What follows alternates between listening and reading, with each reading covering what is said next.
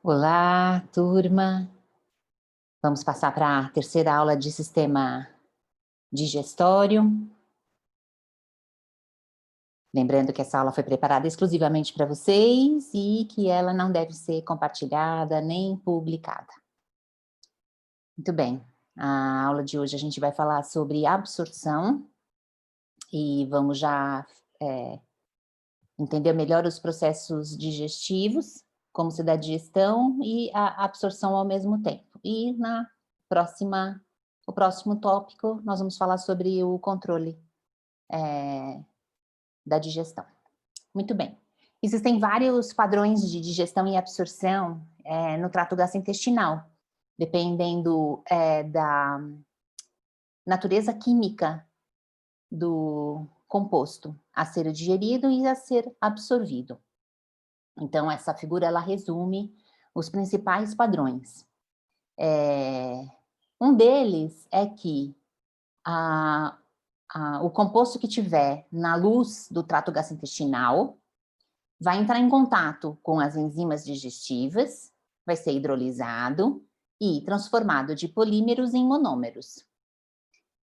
Um exemplo disso são as proteínas, que são digeridas por proteases, e aí os aminoácidos vão ser absorvidos pelo epitélio digestivo. Algumas moléculas não necessitam de digestão, como por exemplo a glicose, né, ela é prontamente absorvida.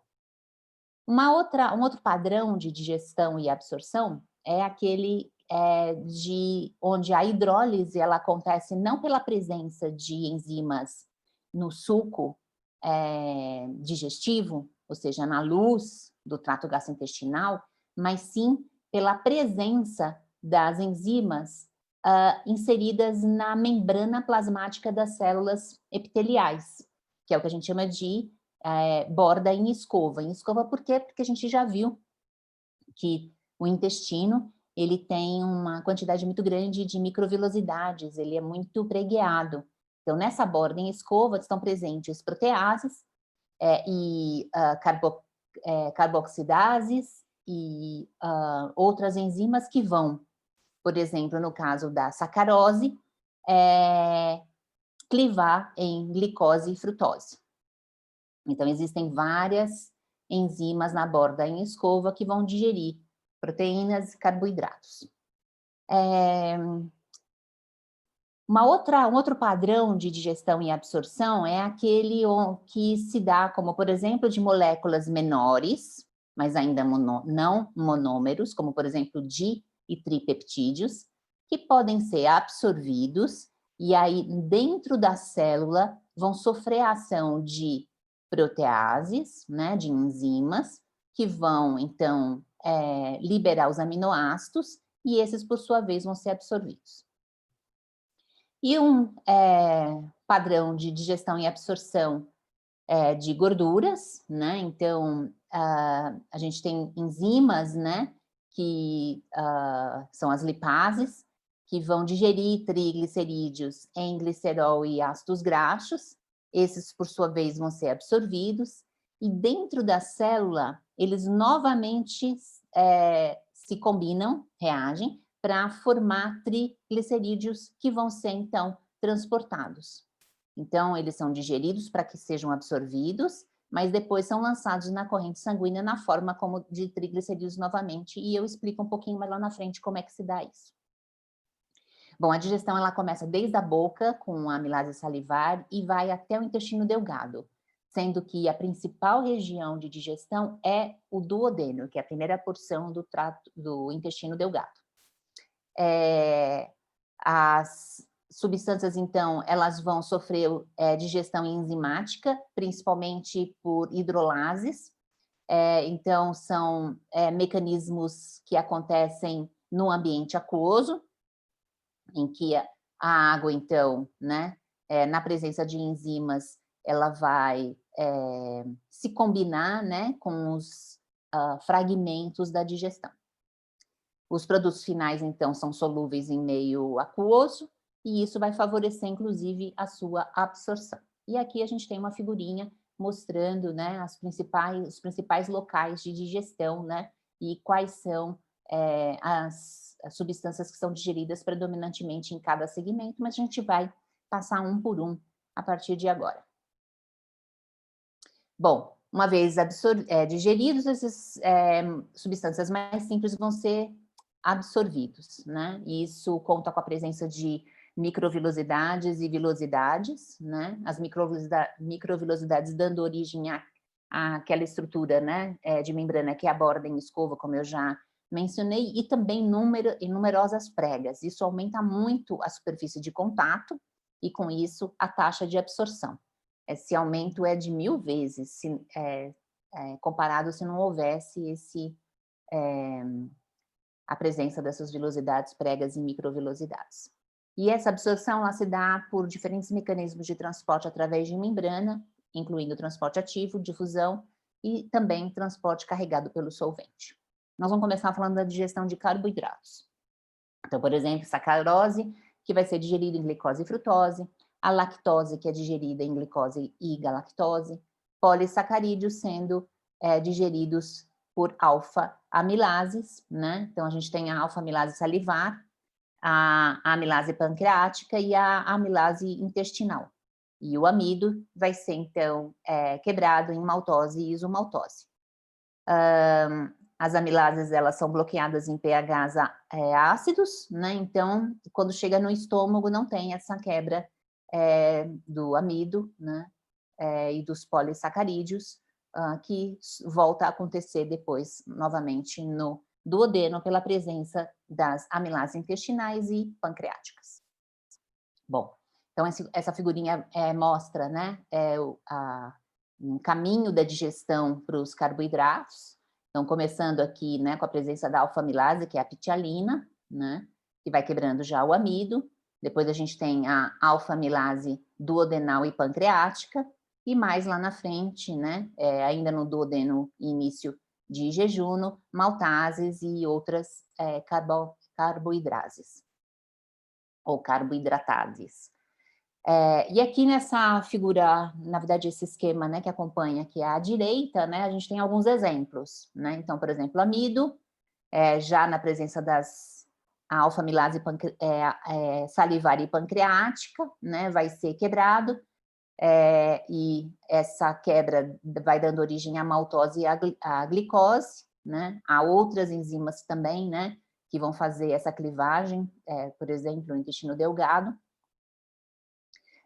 A maltose, ela sofre uma segunda etapa de clivagem pela maltase, dando origem também, né, à glucose, à glicose, né, e a glicose, ela pode ser transportada, né, diretamente, absorvida diretamente pela membrana. Esse transporte normalmente é acoplado com sódio, né, então, glicose, galactose, frutose, eles normalmente são transportados, né, por transportadores com um mecanismo de cotransporte com sódio. Lactose, né, ela vai sofrer a clivagem por meio da presença da lactase na borda em escova, né, dando origem, né, a frutose e a sacarose, né, a sacarose também clivada pela sucrase na borda em escova. Muito bem, então a gente tem aqui vários tipos de padrões de digestão, tanto na luz do trato gastrointestinal, quanto na presença das enzimas na borda em escova. Bom, então ela, como eu disse, ela inicia a digestão de carboidratos, ela inicia na boca pela alfa-amilase e depois ela retorna a acontecer no duodeno. A gente tem a alfa-amilase pancreática, né? E com isso, em 10 minutos depois da ingesta de amido e polissacarídeos, todo esse amido e polissacarídeos é hidrolisado. A lactose virando galactose, a lactose virando galactose e glicose, a sacarose, glicose e frutose, e a maltose dando origem a glicose e glicose, ou seja, duas moléculas de glicose, e esses, então, monossacarídeos são absorvidos. Um pouco mais de detalhes sobre esses mecanismos de digestão de carboidratos, né? Então, lembrando que a gente tem o padrão de digestão luminal, que é aquele com as enzimas presentes na luz digestiva, né? Então, amido, glicogênio sofrem clivagem pela amilase, né? Dando origem aqui ainda em compostos mais complexos, né? Que vão sofrer a clivagem por meio de outras enzimas presentes na borda em escova. E esses números representam o quê? Por exemplo, se a gente pegar a maltose, né, que vem a partir do amido e do glicogênio, por exemplo, né, e de outros polissacarídeos, 50% vai ser a maltose presente na luz digestiva, 50% vão ser absorvidos pela isomaltase na borda em escova, 25% pela glicoamilase e 25% pela sucrase também na borda em escova. É o que significa esses números que estão aqui, tá? A lactose, né, pela lactase, ela é exclusivamente quebrada pela lactase, e a gente sabe disso, que quem não produz, né, uma quantidade adequada de lactase apresenta intolerância à lactose por conta disso, não há outra enzima que faça essa digestão, dando origem à glicose e à galactose. E a lactase é uma enzima na borda em escova intestinal. E a sacarose, né, 100% aqui pela sucrase também, dando origem à glicose e à frutose. Ok. Bom, e a absorção dos monômeros, né, de carboidratos, como é que se dá? Vai se dar no duodeno e no jejum proximal, então, na primeira porção, no primeiro 1/3 do intestino delgado e no início do jejum. A absorção dos açúcares simples é através, né, da membrana direta, existem transportadores, né, que vão fazer essa absorção. Então, glicose e galactose, por exemplo, tem essa proteína que é a SGLT1, que faz o cotransporte com sódio junto com glicose ou sódio junto com galactose. E a gente tem também outros transportadores, como, por exemplo, o GLUT5, que transporta a frutose, tá? Para que esses transportadores, né, dependentes do cotransporte com sódio aconteçam, essas células todas têm um transportador que é a bomba sódio potássio ATPase, que garante com isso um gradiente para sódio, favorecendo a absorção dos carboidratos, tá? E aí, né, esses monômeros são encaminhados para a corrente sanguínea, e isso também depende de transportadores, como, por exemplo, o GLUT2, que vai transportar glicose, galactose e frutose. Então, essa figura aqui, ela resume, né, todos os principais mecanismos de digestão e absorção de sacarídeos, né, de carboidratos. Então, aqui, os mecanismos que eu já mencionei de digestão, né, com amilases e com enzimas presentes na borda em escova, a gente tem aqui várias, né, sendo apresentadas, lactase, sacarase, alfa-destrinase e a glicoamilase, e os seus transportadores, né, carreador de glicose, de frutose, e outro aqui de glicose, né, fazendo esses transportes. Muito bem. Passando, então, para a digestão de proteínas. A digestão de proteínas, ela se inicia no estômago, pela presença da pepsina, lembrando que a pepsina, ela é produzida na forma de pepsinogênio, uma forma inativa, depende, então, da presença de ácido clorídrico para que ela seja ativada. Então, a presença de proteínas no estômago vai estimular a liberação de gastrina. Gastrina age nas células parietais, fazendo com que ácido clorídrico seja liberado na luz estomacal, isso diminui o pH do suco gástrico, e aí transforma as pepsinas os pepsinogênios em pepsinas e inicia, então, a digestão proteica. E aqui um esquema, né, mostrando, a proteína chega no estômago, na presença das pepsinas ela é clivada, e aí ela chega no duodeno essa digestão continua acontecendo pela presença de proteases pancreáticas e também entéricas, que vão funcionar aqui num pH alcalino. Então, é importante que esses sucos digestivos contenham uma quantidade significativa de bicarbonato para alcalinizar o pH, para que essas enzimas possam quebrar as proteínas, né? Ou já os polipeptídeos. Muito bem, então, resumo aqui, proteínas, né, na presença de ácido clorídrico, né, que ativa as pepsinas, dão origem às polipeptídeos, que aí vão sofrer também clivagem por carboxipeptidases e as proteases pancreáticas, dando origem a tridipeptídeos.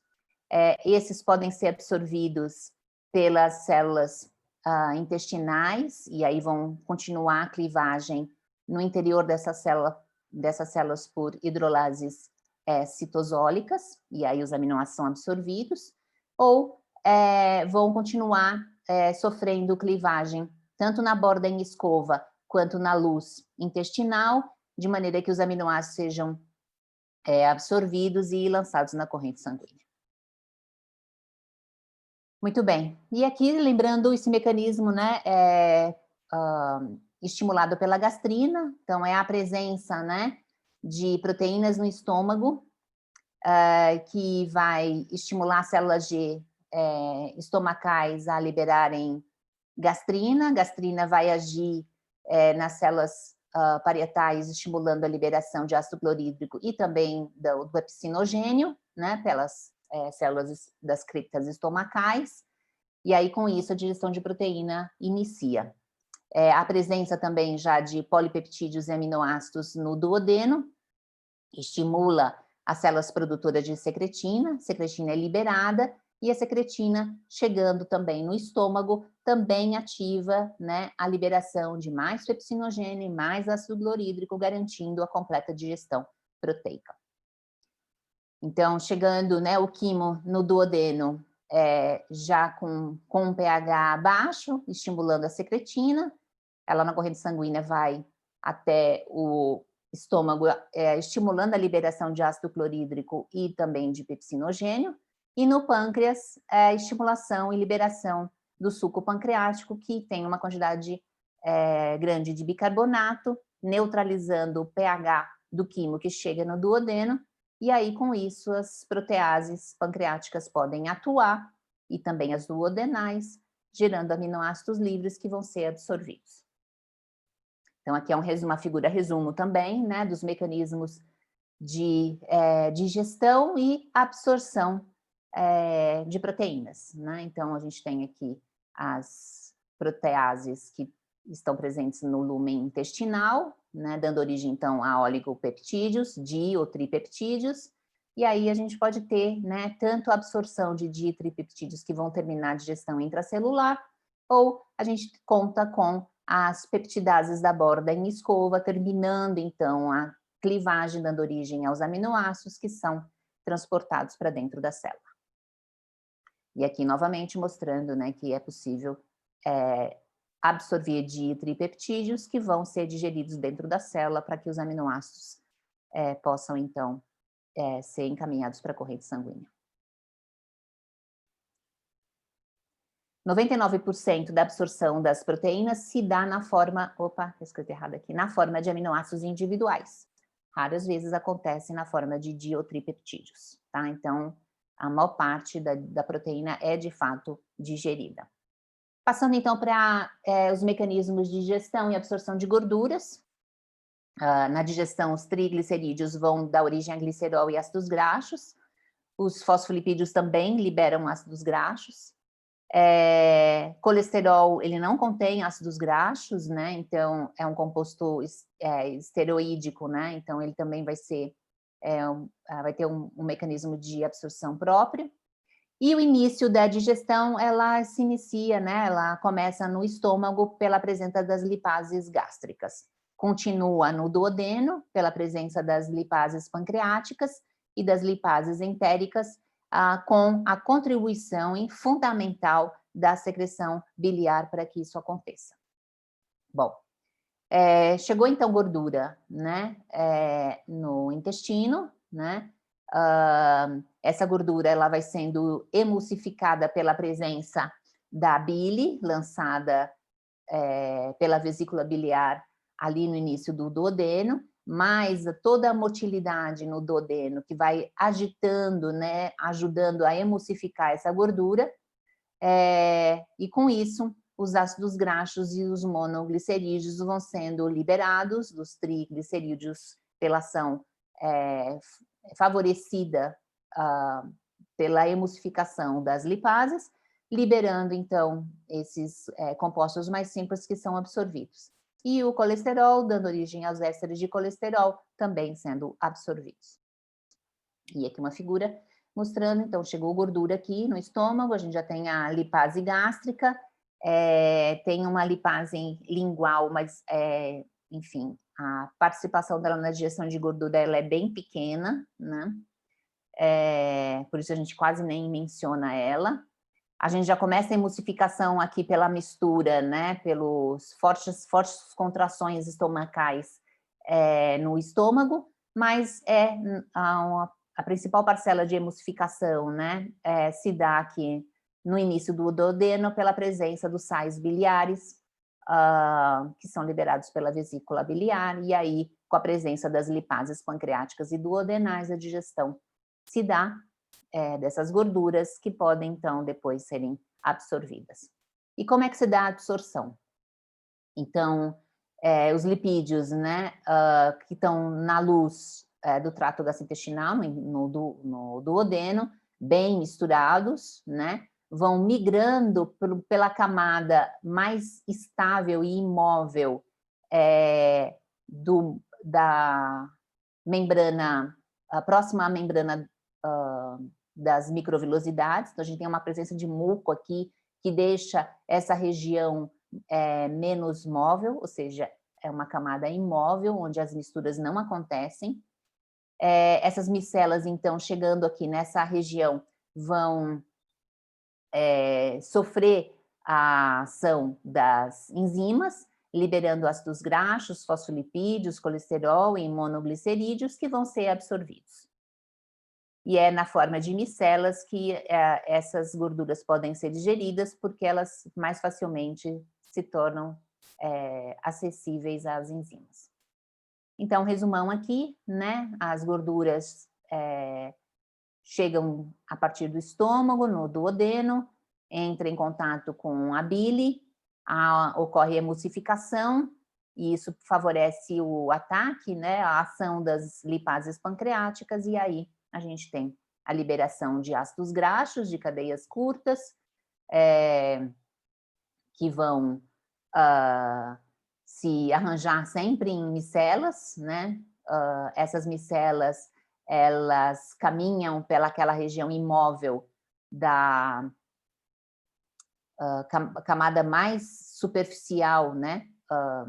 Da parede intestinal, e aí essas micelas, né, por conta de serem lipossolúveis, deixam atravessar colesterol, os ésteres de colesterol, fosfolipídios, os monoacilglicerídeos, né?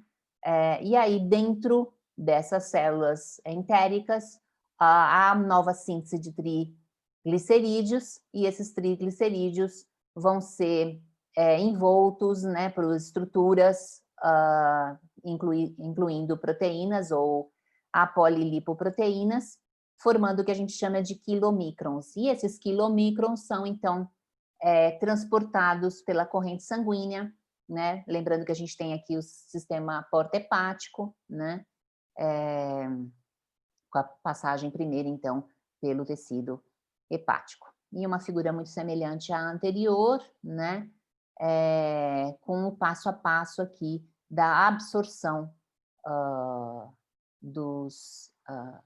na verdade, a digestão, né, de gorduras e a absorção lipídica. E mais uma vez, só que dando aqui um pouco mais de ênfase aqui a gente tem as micelas, onde a emulsificação acontece, né, liberando então os compostos mais simples e permitindo que eles sejam absorvidos, e aí dentro das células são formados os quilomicrons que vão para a corrente sanguínea. Muito bem. Passando, então, para falar da absorção de vitaminas, água e eletrólitos, né? As vitaminas que são lipossolúveis vão constituir estruturas micelares mistas, que vão ser, por serem lipossolúveis, atravessam facilmente a membrana celular, e com isso são absorvidas diretamente, assim como água e eletrólitos. E isso se dá no epitélio intestinal, né? E do epitélio intestinal, dentro da célula, passam também pelo endotélio capilar facilmente, e essa absorção, ela se dá principalmente no finalzinho do intestino delgado e no cólon. Absorção de sódio. A absorção de sódio se dá ao longo de todo o intestino proximal, e isso se dá porque o sódio, ele é um componente de cotransporte para vários outros solutos, né? A gente já falou, inclusive, do cotransporte com glicose. É estabelecido sempre um gradiente eletroquímico, então, favorecendo, né, essa absorção de sódio, para permitir, então, o cotransporte das outras moléculas, e quem garante esse gradiente é a bomba sódio-potássio ATPase. Muito bem. Lembrando, então, que no duodeno e jejuno, o transporte de glicose e sódio se dá pela mesma proteína transportadora, né? E é por isso que na terapia de reidratação oral para diarreias de maneira geral, inclusive, né, para algumas doenças causadas por micro-organismos, né, como cólera, por exemplo, o uso de glicose no soro, né, de reidratação, é fundamental para aumentar a absorção de sódio e também cloreto e de água, e com isso permitir a correta reidratação. Nós vamos voltar a falar de vitaminas um pouquinho lá para frente, né? Continuando com os eletrólitos, como é que se dá a absorção de ferro? A nossa ingesta de ferro diária é de 15 a 20 miligramas, mais ou menos, né, em média. No entanto, a nossa absorção de ferro é limitada. Por quê? Porque o ferro tende a formar complexos que são insolúveis, e aí, se são insolúveis, mais dificilmente vão poder ser transportados e absorvidos. A solubilidade, né, desses complexos de ferro aumenta em pH baixo, e é por isso que a gente pode favorecer a absorção de ferro pelo trato gastrointestinal com a presença de ácidos, né? Então, por exemplo, a vitamina C, ou ascorbato, né, que é ácido, vai reduzir ferro mais 3 em ferro mais 2, e com isso aumentar a solubilidade do ferro, favorecendo a sua absorção. Por isso que muitos complexos vitamínicos de ferro tem sempre um ácido junto, ácido ascórbico, ácido fólico, né? Para favorecer a absorção de ferro. A absorção, então, né, apesar da ingesta ser essa de 15 a 20, ela é de meio a 1 miligrama por dia nos homens e 1 a 1,5 miligrama por dia nas mulheres, né? Por conta das mulheres, né, em fase reprodutiva, ovulatória, perderem, né, ferro pela menstruação, a sua absorção, né, a sua recomposição, ela tem que ser maior. Bom, ferro em excesso não é bom, né? O ferro, ele pode competir com os transportadores de cálcio, por exemplo, né? E com isso dificultar todas as vias em que cálcio é um sinalizador importante, né? Então, o organismo, ele tem um mecanismo de se proteger a essa absorção excessiva. E que mecanismo é esse? É a presença de proteínas que são quelantes, né, que têm a capacidade de se ligar a ferro, como as ferritinas, é um grupo, uma família de proteínas, né, representado por várias proteínas, que tem essa propriedade, então, de ligar uma quantidade grande, significativa, né, de ferros à sua molécula. E aí isso funciona como um sistema de reserva ou de armazenamento. A gente tem essa ferritina dentro das células, né? E também existem ferritinas circulando no plasma. Então, ferro mais 2, ele é absorvido, ele se complexa ao grupamento M proveniente da quebra de hemoglobina, e aí ele pode ficar nesse sistema de reserva e também de absorção, e ele pode também ser liberado desse grupamento, se ligando à ferritina e aqui ficando em concentrações maiores no meio intracelular e podendo ser liberado ligado à ferritina também. Como é que se dá a absorção de sais e de água, né? Então, 99% da água e dos eletrólitos que estão presentes nos alimentos vão ser absorvidos. A gente aproveita quase tudo. A ingesta, ela é, né, de cerca de 2 litros de água e de líquidos por dia. Além disso, né, toda a produção dos sucos digestivos vai dar origem a 7 litros por dia, ou seja, transitam no nosso trato gastrointestinal 9 litros de água diariamente. E o conteúdo de água nas fezes é pequeno, é de 50 a 100 mililitros, ou seja, a gente tem uma absorção bem intensa de água e de eletrólitos por dia. A água é absorvida por difusão simples, né, por osmose, no intestino delgado. A grande absorção de água acontece no jejum, então a gente tem aqui quase 8 litros e meio sendo absorvidos na região do jejum, e no cólon, né, no intestino grosso, até pela formação da matéria fecal, para que seu trânsito possa ser, né, mais facilitado, 400 microlitros diariamente são absorvidos no cólon. Muito bem, então voltando às vitaminas, né? Quando a gente está falando de vitaminas hidrossolúveis, ou seja, que são solúveis em ambiente aquoso, né? A sua absorção, ela se dá normalmente por mecanismos de cotransporte. Aqui a gente está ilustrando o cotransporte com sódio, então uma proteína que transporta sódio ao mesmo tempo que vitaminas, né? Como B1, B2, tiamina e vitamina C. Aqui outros exemplos, né? Então, aqui tiamina, como eu falei, né? B1, tiamina é a B1, ela é transportada por um transportador de membrana, né? Tem uma forma ativa, né? Que é um mecanismo de produção por meio de uma coenzima, e ela é transferida, né, na forma de resíduos de hidroxiaquil para, então, atuar no metabolismo adequado para essa vitamina específica, né? Aqui a gente também tem fontes de vitamina B1, né, os grãos e carne, né, vermelha, produtos de fermentação de fungos também, né? Vitamina B2, riboflavina, em leite, ovos e derivados. As pteridinas, né? Derivados de pteridinas, então, em vários legumes, né? Também é uma vitamina hidrossolúvel. Nicotinamida e nicotinato, também hidrossolúveis, né? E aqui em frutas e verduras. E o pantotanato, que é amplamente distribuído nos alimentos, também é uma vitamina hidrossolúvel, sendo transportada facilmente, então, pelas membranas intestinais. Bom, um caso particular, né, de transporte é o da vitamina B12.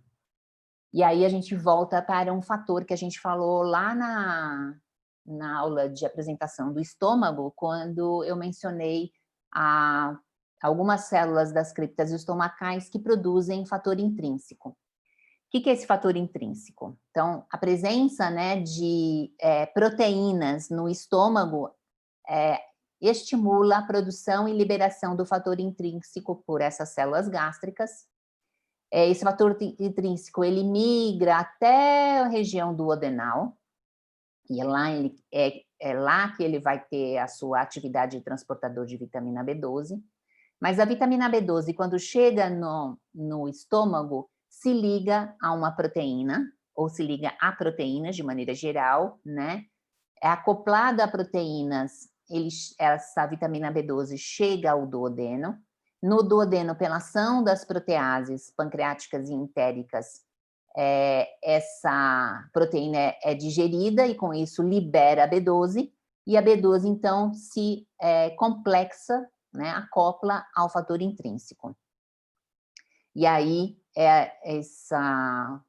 complexo vitamina B12 e fator intrínseco, lá na região do íleo, né, ou seja, o finalzinho do intestino delgado, há um receptor específico para fator intrínseco, complexado por vitamina B12, que na presença de cálcio consegue transportar a vitamina B12 para dentro da célula. E aí a vitamina B12 é lançada na corrente sanguínea, sempre acoplado com outras proteínas, tá? Ela nunca circula sozinha. Ok. E aqui a gente já tem um resumão, né? Então, de vários eletrólitos, né? Então, ferro, cálcio, né? As vitaminas solúveis em água, ou seja, hidrossolúveis, eu já falei de várias, e aqui as vitaminas solúveis em gordura, como a A, D, E e K, né? Que são transportadas mais facilmente, elas compõem essas micelas mistas, né? E aí elas são transportadas facilmente pela membrana fosfolipídica das células entéricas, né, vão dar origem a esses complexos que são os quilomicrons e na forma de quilomicrons é que circulam pela corrente sanguínea. Muito bem. E aí, né, chegando ao fim, a gente fala da absorção de água, né, lembrando que a gente tem sempre eletrólitos também sendo absorvidos, né, e essa figura, ela ilustra os principais locais, né, onde essa absorção acontece, lembrando que em todas essas porções também a gente tem água sendo adicionada na forma de sucos digestivos ao lúmen do trato gastrointestinal. Então, mais uma vez um resumo, então, lembrando que eram 9 litros, né, que vão passar pelo trato gastrointestinal, né, então 8,5, né, nessa figura aqui, e aí cada componente digestivo contribuindo, né, com uma porção, e os locais onde essa absorção acontece, né, então a gente tem uma boa parte da absorção se dando nessa região do jejum, finalzinho, né, do jejum e ilho, e aí no intestino grosso, o restante da absorção acontecendo. Muito bem, e com isso a gente encerra mais uma aula, até a próxima, e cuidem-se sempre muito.